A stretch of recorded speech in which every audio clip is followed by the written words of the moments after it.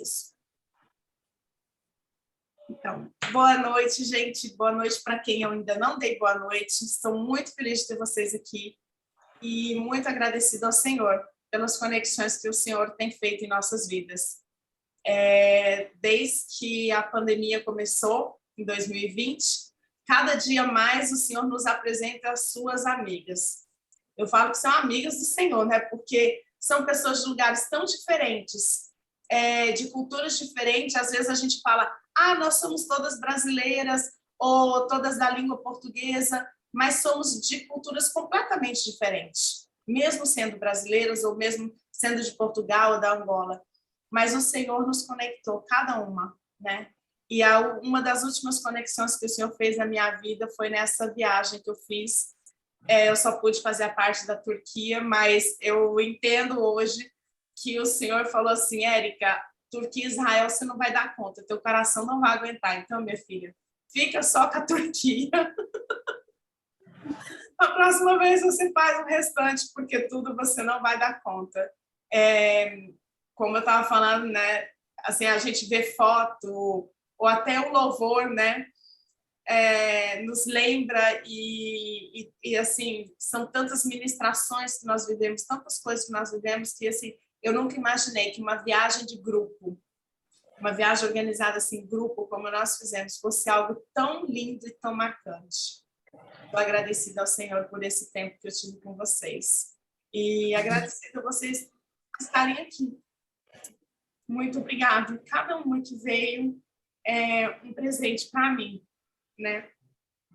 Então, né, já que tem gente nova aqui, eu gosto de pegar as novatas para orar, sabe? Eu gostaria de fazer uma oração para a gente começar. E se a Dari puder orar, você mesmo, Dari. Se você puder orar por nós para a gente começar a reunião, orar pela Cidália, para que tudo aquilo que o Senhor tem para falar através dela para as nossas vidas hoje. Amém. Amém. Vamos orar, queridas. Senhor, nós te damos graças nesse dia porque tu és Deus. Mas graças te damos porque tu és o nosso Deus. Mas graças ainda porque tu és o nosso Pai. E porque tu tens colocado à nossa disposição essa ferramenta, Senhor, da internet, para nós podermos estar juntas, Senhor, mais uma vez, estar juntas, conhecer outras das tuas filhas. Senhor, nós queremos colocar sobre a vida da tua filha Cidália uma bênção sobrenatural, porque eu sei que tu tens dado a ela alguma coisa para dividir conosco. E nós estamos ávidas de conseguir entender a tua palavra, entender o teu recado, entender os teus princípios para a nossa vida. Abençoa, Senhor, essa reunião. Coloca, Senhor, tudo o que vai se dizer e todas as pessoas que estão aqui na tua mão. E em nome de Jesus, nós já te agradecemos por todas as bênçãos advindas desse momento, em nome de Jesus. Amém. Amém. Amém, amém. Gente, eu sempre me esqueço, daí ainda bem que alguém lembra. Eu gosto de tirar a nossa foto no começo da reunião, porque depois, às vezes, o negócio fica complicado. A gente gosta de tirar uma fotinha no começo, e desde que nós fazemos as reuniões, a gente sempre tira essa foto, e o propósito nós estamos construindo um memorial. E esse memorial, daqui a alguns anos, nós vamos nos lembrar desses dias, nos lembrar desse tempo, e falar assim, o que nós estávamos fazendo aqui, né? E vamos nos lembrar que nós estávamos aqui, falando do amor de Deus por nossas vidas. E declarando para Satanás que mesmo ele parando tudo, ele não nos parou, ele não nos impediu de estarmos em comunhão, declarando o amor de Deus. Amém? Quem puder abrir a câmera para tirar foto, eu ficaria super agradecida. Se não puder, não tem problema, mas eu gostaria de poder ver o rosto de todo mundo. Amém? Quem puder pegar uma tacinha, sua Bíblia, um sorriso bem bonito para Jesus. E vamos tirar nossa foto? 1, 2, 3. Tadã! Amém! 1, 2, 3. Tadã! Aê! Amém, amém. Obrigada, obrigada. Cidália, minha querida, esteja à vontade para falar tudo aquilo que o Senhor tem depositado no seu coração nesses dias. Amém? Amém, amém. Glória a Deus. A paz do Senhor, queridas irmãs. Amém. Que bom. Eu sou a Cidália. Acho que já quase todo mundo me conhece, não é? Sou a Cidália. Sou a esposa do Hernani. Como a Érica teve já a oportunidade de dizer, não é? Conhecemos-nos na caravana e estamos aqui para partilhar a palavra. Queria agradecer a Deus pela oportunidade e agradecer também a vida da Érica, né? Por ser a criadora dessa plataforma, pelo convite e pronto. Somos todas irmãs na fé. Eu sou membro da Igreja Assembleia de Deus Pentecostal e cá em Luanda, Angola, eu congrego no Ministério Shekinah. Então, quando as irmãs vierem cá, estão convidadas para visitar a nossa casa. Pois é. Então, chegada a hora da palavra, queria convidar as irmãs a abrirem o livro de Oséias e hoje vamos estudar, Deus vai falar conosco no capítulo 1 de Oséias. Amém?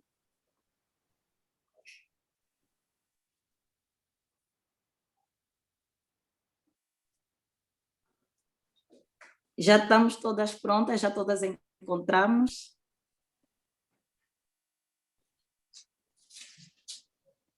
Amém? Eu vou começar então a leitura da palavra. Se diz a palavra do Senhor. Capítulo 1. Casamento simbólico de Oséias. Palavra do Senhor que foi dirigida a Oséias, filho de Beeri, nos dias de Uzias, Jotão, Acais, Ezequias, reis de Judá, e nos dias de Jeroboão, filho de Joás, rei de Israel. O princípio da palavra do Senhor, por meio de Oséias. Disse, pois, o Senhor a Oséias: vai, toma uma mulher de prostituições e filhos de prostituição, porque a terra certamente se prostitui, desviando-se do Senhor. Foi, pois, e tomou a Gomer, filha de Diblaim, e ela concebeu e lhe deu um filho. E disse-lhe o Senhor: põe-lhe o nome de Jezreel, porque daqui a pouco visitarei o sangue de Jezreel sobre a casa de Jeú, e farei cessar o reino da casa de Israel. E naquele dia quebrarei o arco de Israel no vale de Jezreel. E tornou ela a conceber e deu à luz uma filha. E Deus disse: põe-lhe o nome de Lo-Ruama, porque eu não tornarei mais a compadecer-me da casa de Israel, mas tudo lhe tirarei. Mas da casa de Judá me compadecerei e os salvarei pelo Senhor seu Deus, pois não os salvarei pelo arco, nem pela espada, nem pela guerra, nem pelos cavalos, nem pelos cavaleiros. E depois de haver desmamado a Lo-Ruama, concebeu e deu à luz um filho. E Deus disse: põe-lhe o nome de Lo-Ammi, porque vós não sois meu povo, nem eu serei vosso Deus. Todavia, o número dos filhos de Israel será como a areia do mar, que não pode medir-se nem contar-se. E acontecerá que no lugar onde se lhes dizia: vós não sois meu povo, se lhes dirá: vós sois filhos do Deus vivo.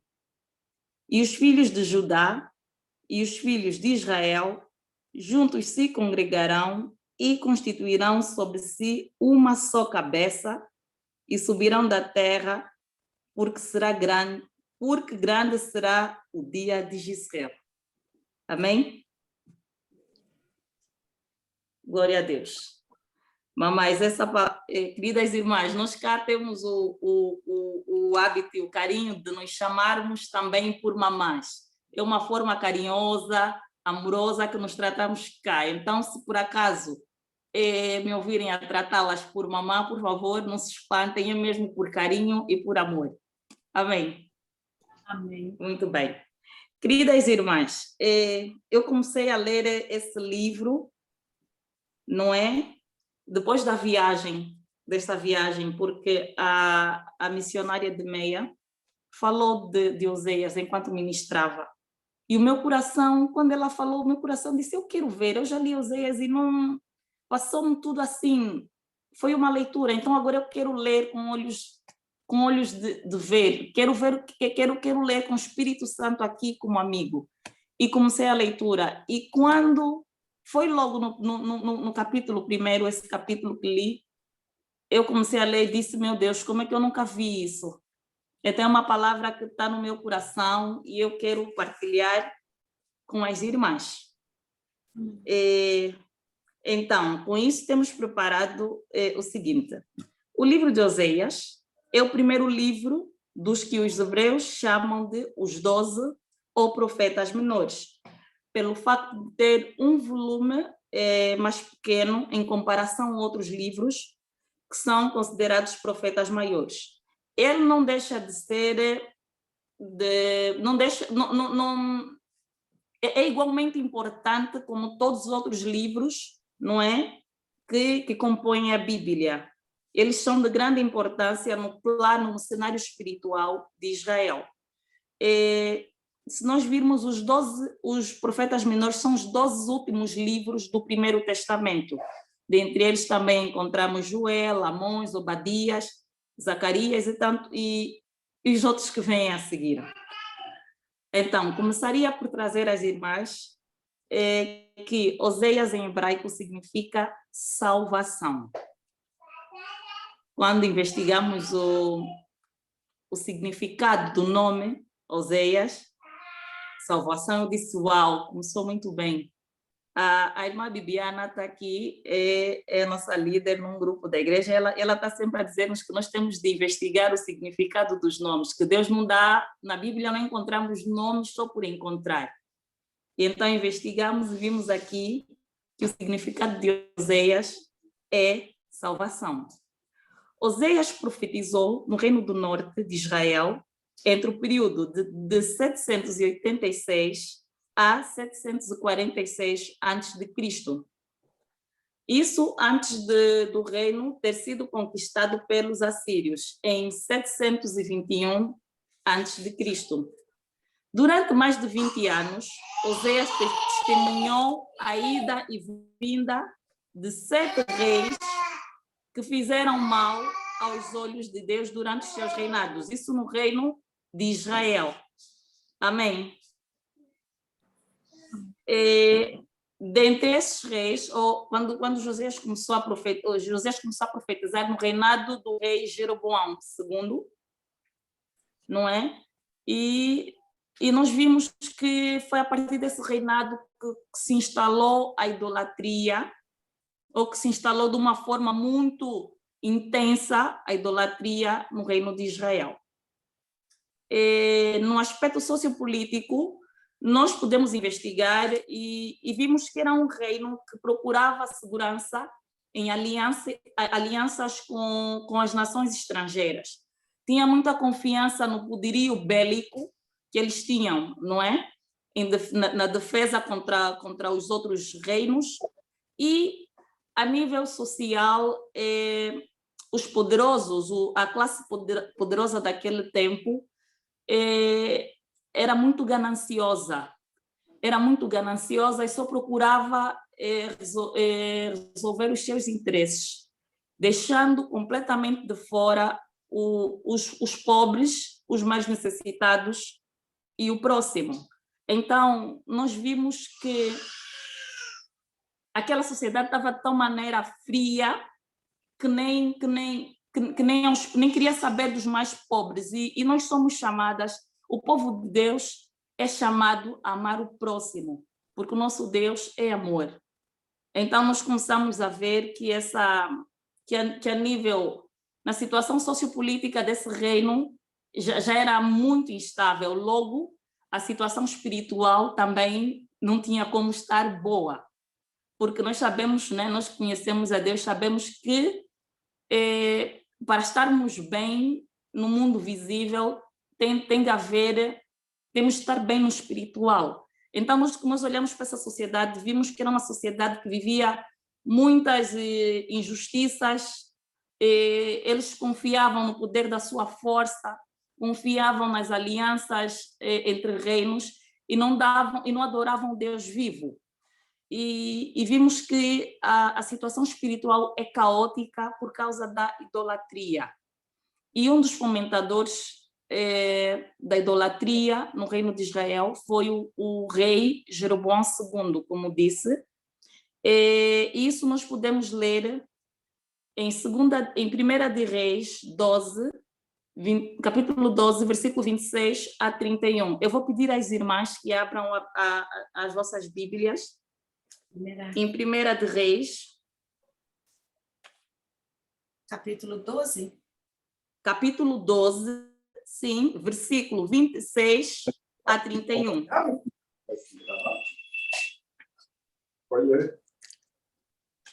Amém? Eu vou começar a leitura, irmãs.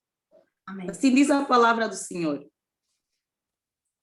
Então pensou, estamos a falar de Jeroboão, do jeito que as coisas estão, se o meu povo for a Jerusalém oferecer no templo sacrifícios ao Senhor Deus, os corações deles vão cair para o lado de Roboão, rei de Judá, e eles me matarão.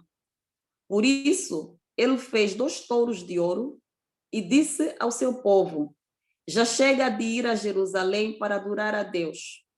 Povo de Israel, aqui estão os seus deuses que tiraram vocês do Egito. Ele colocou um dos touros de ouro em Betel e o outro em Dan. E assim o povo pecou, indo adorar em Betel e em Dan. Jeroboão também construiu lugares de adoração no alto dos morros e escolheu para sacerdotes homens que não eram da tribo de Levi.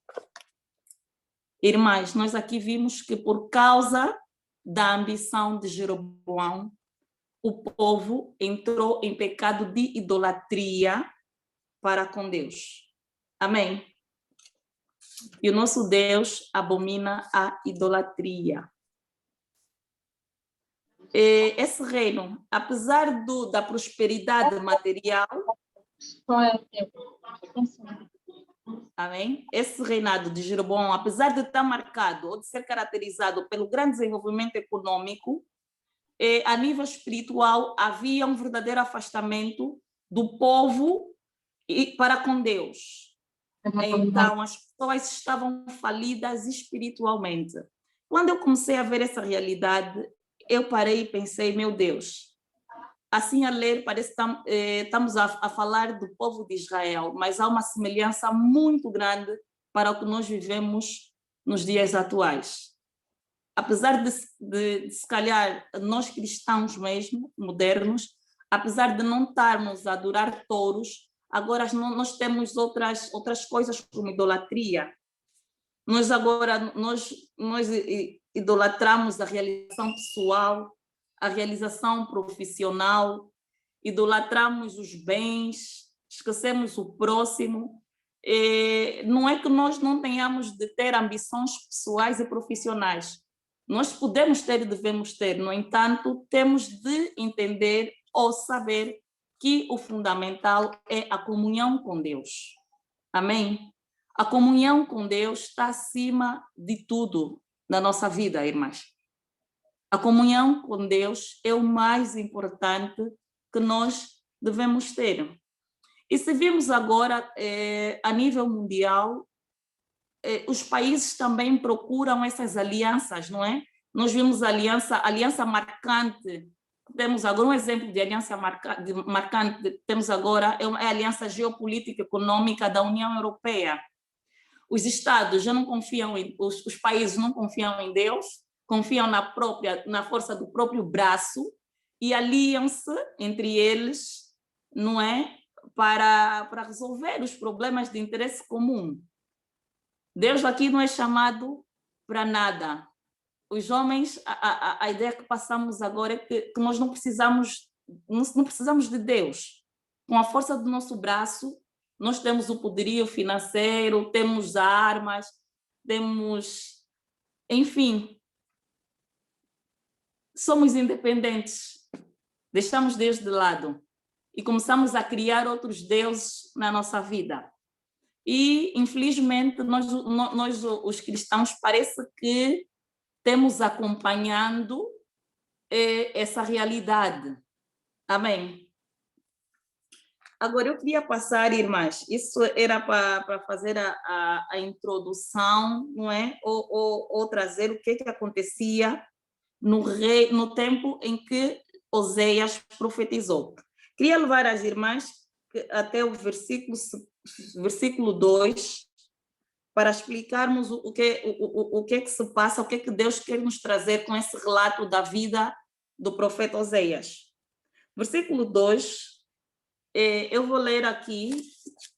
Por favor, não abram as Bíblias, tenham as Bíblias aí, estamos a fazer um estudo, sim, não é? O versículo 2 nos diz: o princípio da palavra do Senhor por meio de Oséias. Disse, pois, o Senhor a Oséias: vai, toma uma mulher de prostituições e filhos de prostituição, porque a terra certamente se prostitui, desviando-se do Senhor. Nós aqui encontramos o retrato da vida familiar de Oséias, do profeta. Aconteceu com Oséias aquilo que aconteceu com Jeremias, no capítulo 18. Acho que as mamás todas conhecem a história do vaso do oleiro, que Jeremias desceu e viu o oleiro a preparar o vaso, e Deus foi transmitido a mensagem para ele, que Deus nos trabalha em nós como se fôssemos um vaso de barro. O mesmo aconteceu aqui com Oséias, mas com a vida de Oséias, a vida familiar de Oséias. O povo estava tão desviado de Deus, estava em prostituição, a viver a idolatria, que Deus queria revelar o pecado de Israel Deus revelou o pecado de Israel por meio do casamento de Oséias. Era para dizer que Oséias representaria Deus e Gomer, a prostituta, representaria o povo de Israel. E, odiernamente, não é? Agora, na nossa atualidade, seríamos o mundo agora, não é? Nós, os cristãos que estamos aqui no mundo, para ver como é que a prostituição, a idolatria tem nos afastado do nosso Deus. Amém? Amém. Pois é. Ao ler essa passagem, eu me lembro que estava a conversar sobre a palavra com Hernani, e nós chegamos nós comentamos, meu Deus, que desafio! Mas como é que pode Deus representar isso na vida do profeta? Pedir ao profeta para casar com uma prostituta é um escândalo. Olhamos assim, pensamos em um escândalo. E, infelizmente, nós temos o mau hábito, o péssimo hábito de procurar entender as decisões de Deus na nossa vida. Até na nossa vida, quando acontece algo, principalmente quando é algo negativo que não esperávamos, nós queremos entender, mas por que, Deus? Por que acontece comigo? Por que eu tenho de viver isso? Nós vimos em Jó, quando estava a passar pelo sofrimento, quando os amigos vieram e meteram em causa a sua fé, ele questionou a Deus: por quê? Por quê? Por que eu passo por isso? Isso não é uma realidade estranha a nós. Infelizmente, nós temos o hábito de, quando estamos a viver algum problema, questionarmos a Deus: por que eu? A palavra de Deus no livro de Isaías diz que os caminhos e os pensamentos do Senhor são mais altos do que os nossos. Amém? Então, irmãs, quando acontece algo em nossa vida, seja de bom ou de mal, vamos parar de questionar a Deus e confiar no nosso Deus, porque Ele tem os caminhos, os pensamentos mais altos do que os nossos. Deus sabe todas as coisas e Ele não tem pensamentos de mal para conosco. Amém? Parafraseando o reverendo Hernandes Dias Lopes, não sei se algumas irmãs conhecem, ele numa pregação há bem pouco tempo disse algo que também tocou muito o meu coração, que foi: Deus nos promete restauração e não explicação. Nós não precisamos da explicação. Deus não nos deve nenhuma explicação. O que Deus nos dá é restauração. Amém? Amém. Glória a Deus. Então, fechando esse ponto, eu queria chamar a atenção para a última parte do versículo 2, que diz que a terra certamente se prostituiu, desviando-se do Senhor. Nós estamos aqui a falar da infidelidade do povo de Deus, do povo de Israel para com Deus, não é o povo escolhido. A infidelidade de Gomer representa ou revela a infidelidade dos cristãos do mundo de hoje. Parece que nós temos amnésia, não é? Uma amnésia momentânea, não sei como é que eu vou dizer, e facilmente esquecemos o sacrifício que Jesus fez na cruz do Calvário por nós. Nós trocamos a salvação que Deus nos deu por um prato de lentilha. Nós trocamos a salvação de Deus por coisa pouca, por pouca coisa. Nós criamos ídolos na nossa vida por coisas que não são duradouras, que é efêmero. Tudo aqui é passageiro. Então, nós aqui vimos que a infidelidade de Gomer, a figura de Gomer aqui, foi trazida para representar a infidelidade do povo de Deus. Em investigações, mamata, queridas irmãs, também fomos buscar qual era o significado do nome Gomer.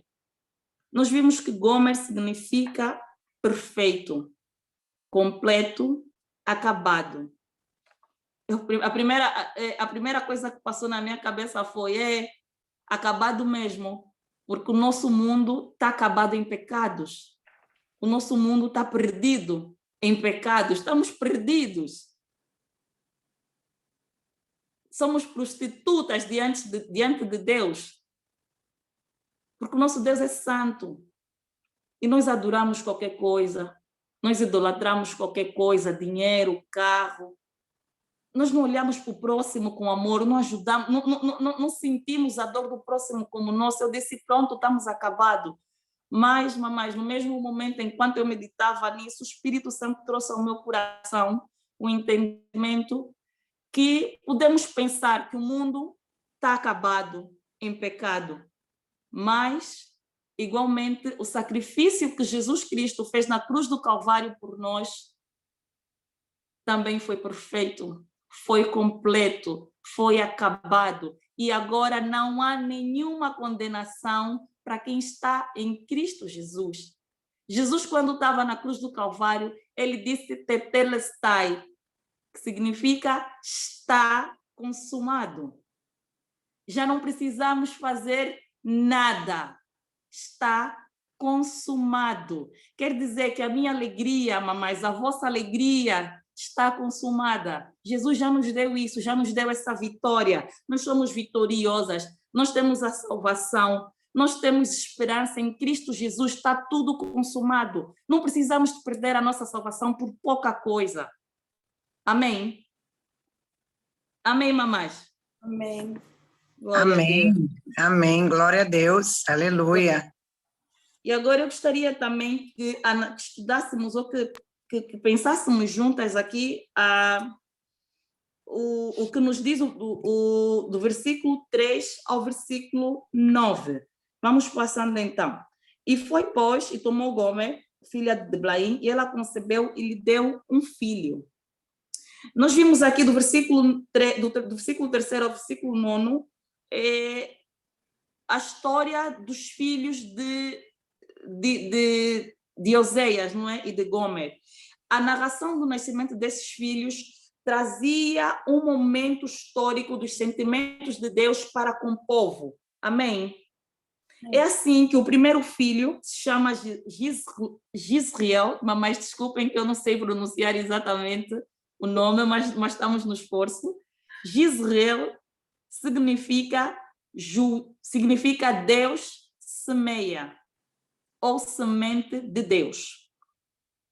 Amém? Investigamos e vimos que é o primeiro filho de Oséias e é o único do casamento entre Oséias e Gomer que é o filho legítimo. Como é que nós chegamos a essa conclusão? Porque no versículo 3, aqui no final, nos diz, e ela concebeu e lhe deu um filho. Deu a quem? Deu a Oséias. Então, os outros 2 filhos, que é a Loruama e Loami, são filhos de adultério. Gomer fez esses filhos fora do casamento. Amém? São identificados como os filhos de prostituição. Isso podemos encontrar bem explícito no capítulo 2 de Oséias, versículo 1 a 4. Amém? Retratam, em Oséias 5, 7, também retratam sobre os filhos ilegítimos de Israel. Amém? Glória a Deus. Então, mamães, quando nós ouvimos que Gomer fez filhos fora do casamento e que e Oséias teve filhos ilegítimos, hoje, né, nós olhamos para o termo filho ilegítimo, filho bastardo, com sentido pejorativo, não é? Traz algo de sujeira, algo que não devia ser feito, algo que não devia existir.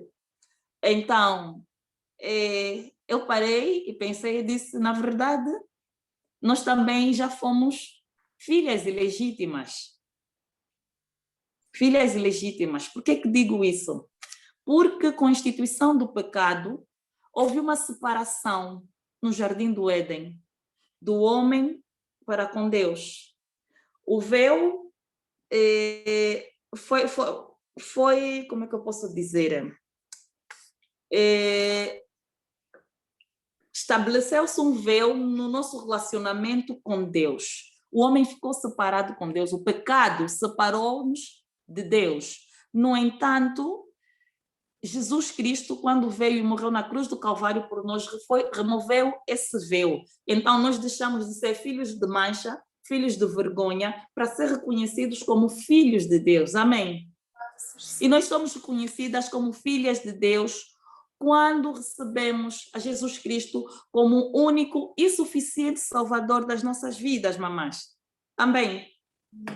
Nós encontramos, eu vou ler agora Isaías 53:6, que nos diz: todos nós andávamos desgarrados como ovelhas, cada um se desviava pelo seu caminho, mas o Senhor fez cair sobre ele a iniquidade de todos nós. Jesus Cristo, na cruz do Calvário, levou a nossa vergonha, levou a nossa dor, levou tudo o que nos separava do Pai.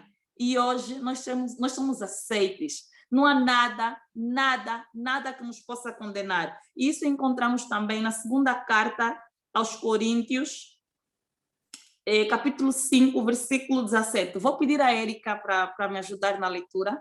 Sim, Segunda carta aos Coríntios, 2 Coríntios. Sim. Capítulo 5, versículo 17. Sim. Posso ler? Por favor, Érica.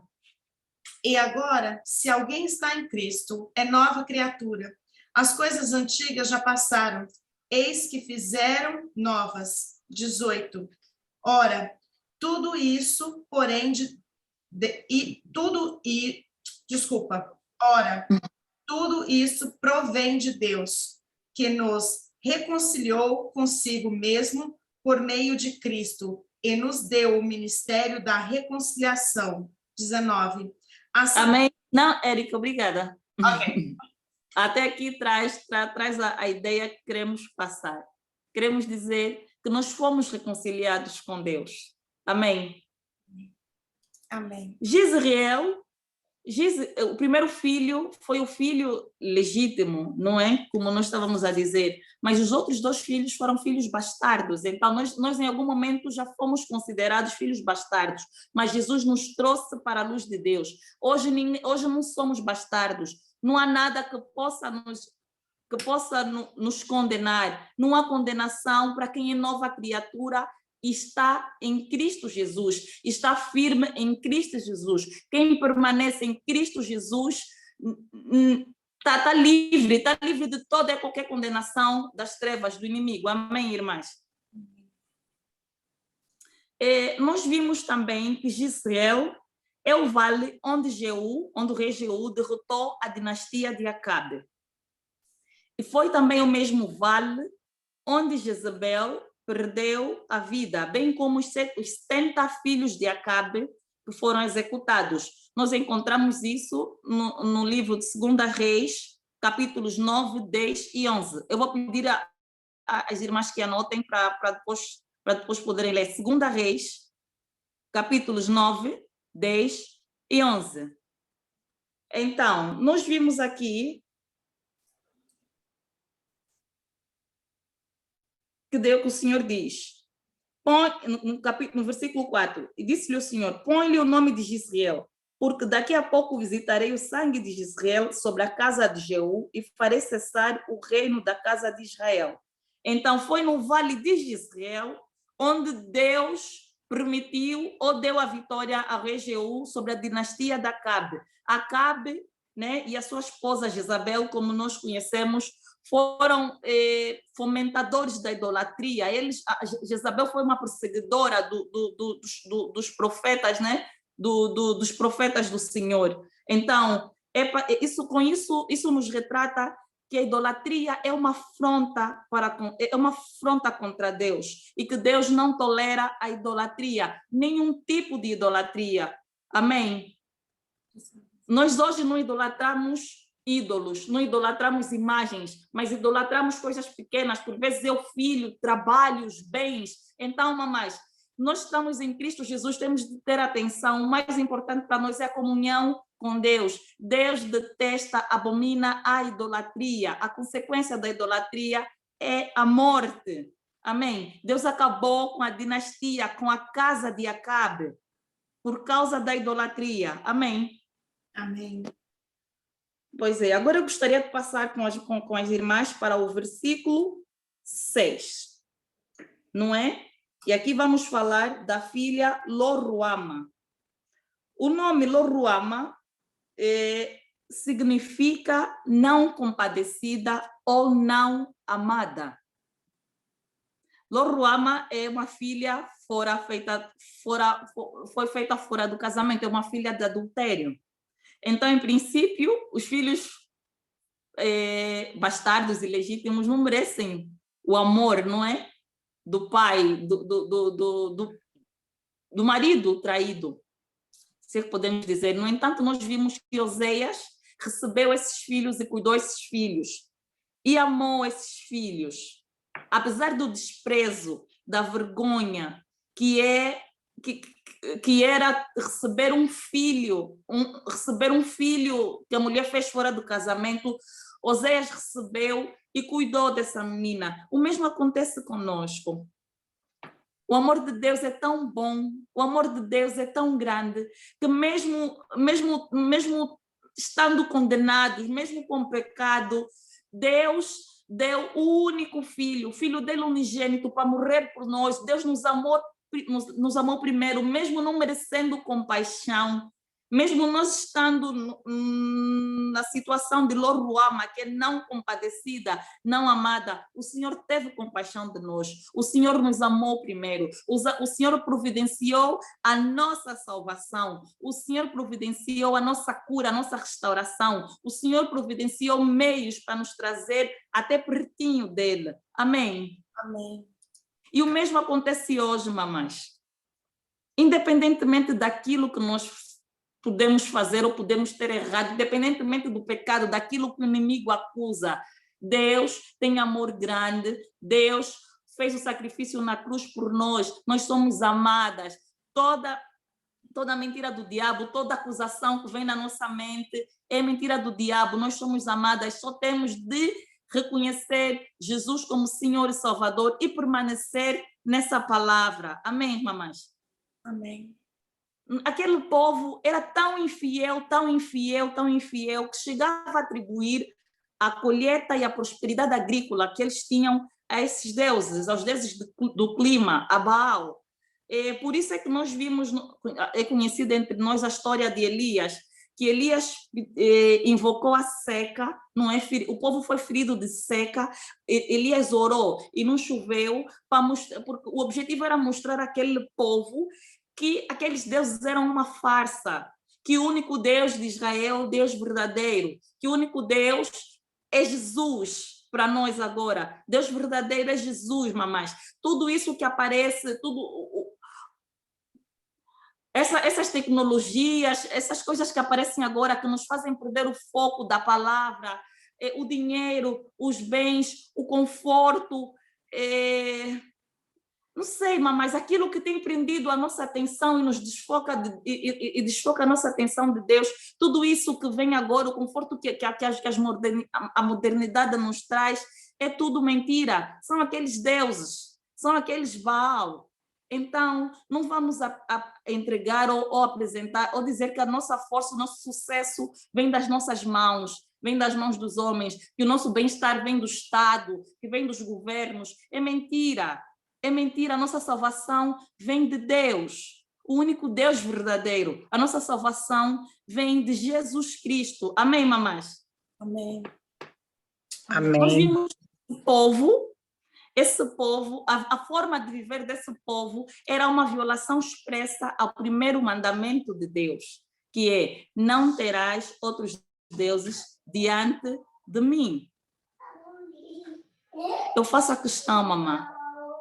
Quais são os deuses que tu tens diante de Deus? O que é que tem roubado o teu foco? O que é que tem roubado o teu foco, mamães? O que é que tem roubado a tua atenção? Amém? A desobediência da idolatria tem como consequência a morte. Se estás a tirar o foco de Deus, se estás atenta a outras coisas, mamães, você não deu conta, mas já estás em morte espiritual. Aos poucos, já estás a te afastar de Deus. É uma questão de tempo. É uma queda que vai levar a outra. É um abismo que vai levar a outro. O que é que tem afastado o teu foco de Deus, a tua atenção de Deus? O que é que tem te impedido de permanecer aos pés de Jesus? É uma pergunta que eu trago para fazermos e nos respondermos internamente. Amém? Pois é. Então, mamães, eu queria passar agora para o versículo 7, não é? Que diz o seguinte: mas da casa de Judá me compadecerei e os salvarei pelo Senhor seu Deus, pois não salvarei pelo arco, nem pela espada, nem pela guerra, nem pelos cavalos, nem pelos cavaleiros. O que que esse versículo 7 quer nos dizer? Eu pude entender que o reino do norte, Israel, vivia em idolatria, mas o reino do sul, nesse período, era obediente a Deus, era obediente à voz dos profetas, né? Aos profetas que eram a boca de Deus naquele tempo. Então, o reino de Judá recebeu a palavra de Deus, colocou no seu coração, permaneceu na palavra de Deus, permaneceu fiel. O mesmo não vimos no reino do norte, que é o reino de Israel. Então, nós vimos que Deus diz que pela sua misericórdia poupará o reino de Judá, mas o mesmo não aconteceria com o reino de Israel. Amém? Amém. Nós hoje, no Novo Testamento, nós podemos encontrar essa mensagem ou essa realidade no Evangelho de Jesus Cristo, segundo João, no capítulo 3, versículo 18, que diz: quem crê nele não é condenado, mas quem não crê já está condenado, porquanto não crê no nome do unigênito Filho de Deus.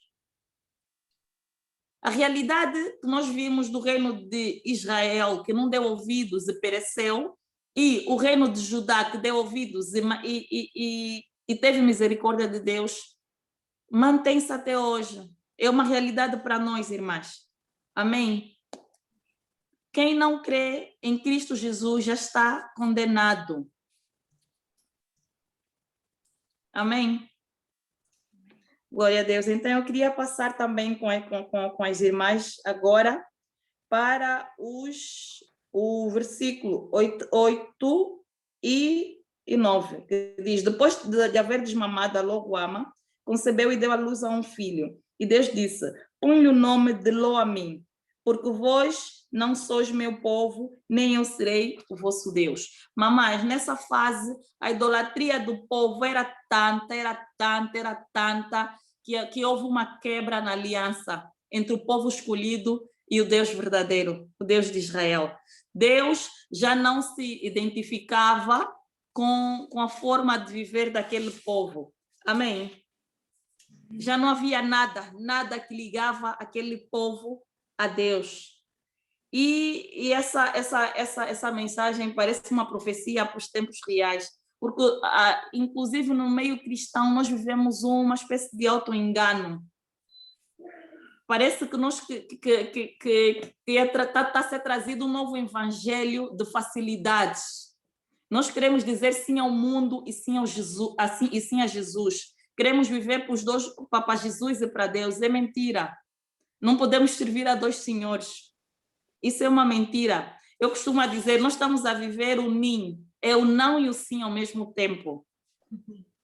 Cá nós temos um pastor muito querido, nosso pastor, para as irmãs que aqui também conhecem o pastor, ele está sempre a dizer, os cristãos de agora parece que vivem por cima do muro.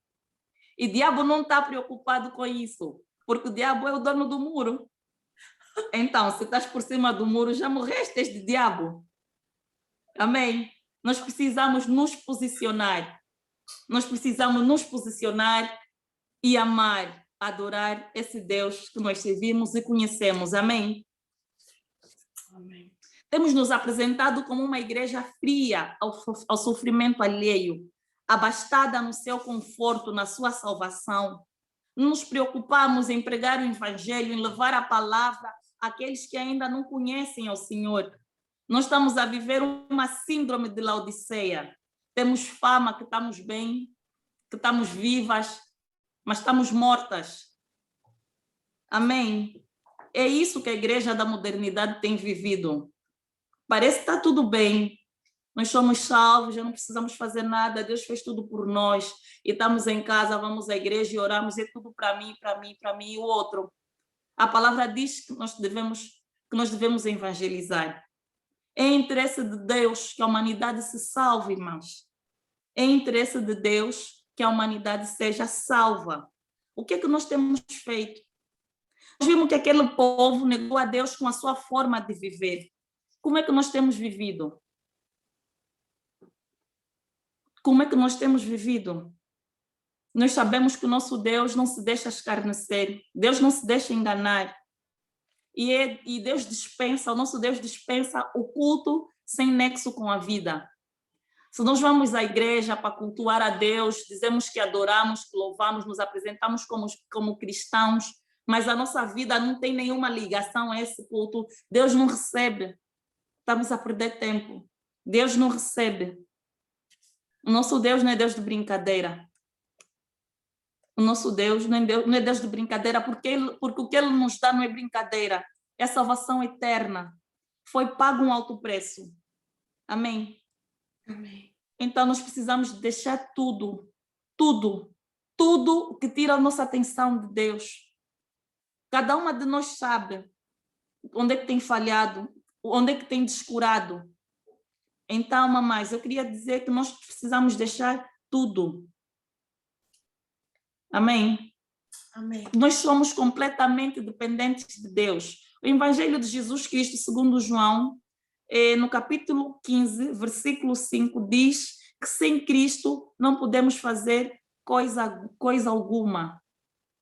Então eu queria saber, será que temos vivido com e para Cristo? Será que temos consagrado toda a nossa vida, toda a nossa vida a Cristo? Ou temos aberto apenas algumas portas e fechado outras? nós entregamos apenas aquilo o que nos convém, o que não nos convém, deixamos para mim, isso é escolha pessoal. Amém? Amém. Então, mamães, no versículo 10 e 11, nós temos um vislumbre, é proclamada a restauração do povo de Israel. Amém? Deus nos dá aqui um vislumbre de esperança da vinda do Senhor Jesus Cristo para a nossa realidade. Eu vou passar a ler. O versículo 10 diz: todavia, o número dos filhos de Israel será como a areia do mar, que não pode medir-se nem contar-se. E acontecerá que no lugar onde se lhes dizia: vós não sois meu povo, se lhes dirá: vós sois filhos do Deus vivo.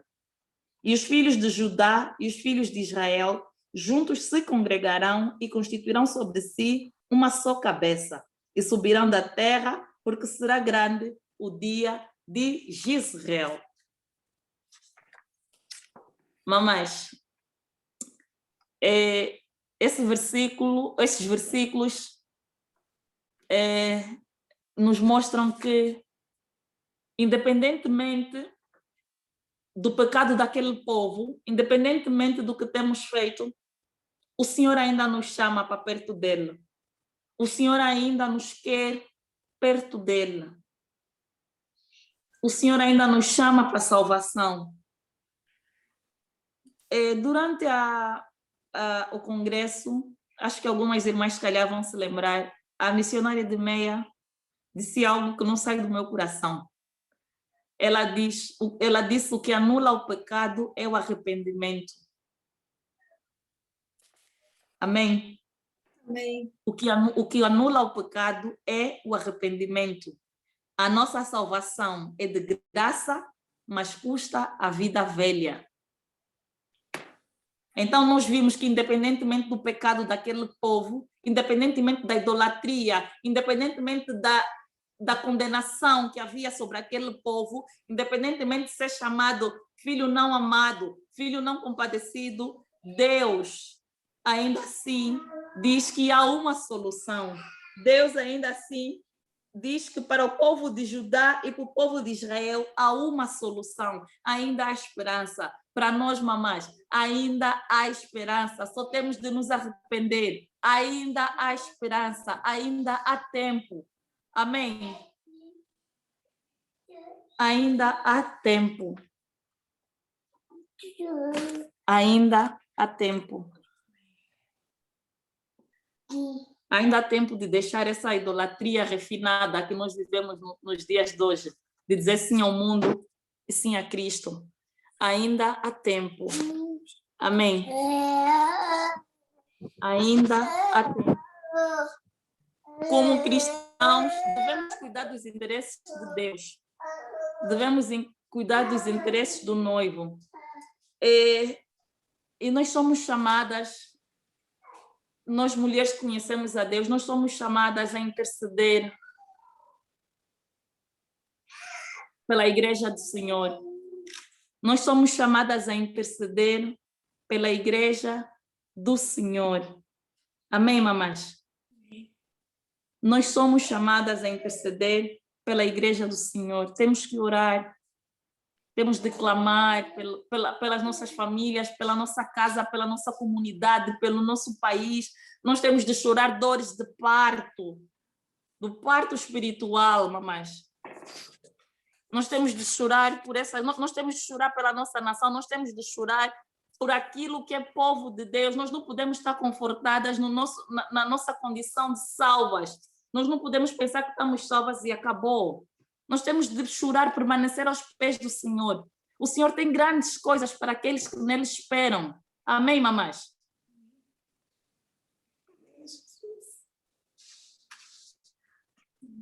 Para terminar, eu queria trazer às mamães, né? Eu queria dizer, trazer essa realidade, essa verdade para nós, que a restauração sempre partiu de Deus, nunca partiu de nós. A restauração partiu de Deus, Ele nos amou primeiro. Não parte de nós, não é pela força do nosso braço. A restauração é maior do que a queda. A restauração que Deus tem para nós é maior do que a queda. E quando nós compreendemos isso, nós passamos a desejar e a viver o arrependimento que traz salvação. Amém? A restauração é maior que a queda. A restauração vem de Deus, não vem da força do nosso braço. Amém? Amém. Deus procura intercessoras que clamem pela graça e pela misericórdia a favor do seu povo. Intercessoras que orem por conversão verdadeira. Intercessoras que orem por confissão do pecado do povo e pelo perdão divino. Ainda há tempo. Ainda há tempo. Ainda estamos dentro do tempo. Mamães, Deus nos corteja. Deus ainda corteja a sua noiva. Deus nos convida a deixar toda e qualquer prostituição espiritual e retomar ao primeiro amor, ao nosso verdadeiro amor, que é Cristo Jesus, que nos deu direito à vida eterna, não por força humana, não pela força do braço do homem, mas pela sua morte na cruz do Calvário e ressurreição para a honra e glória de Deus Pai. Queridas irmãs, até aqui a palavra do Senhor.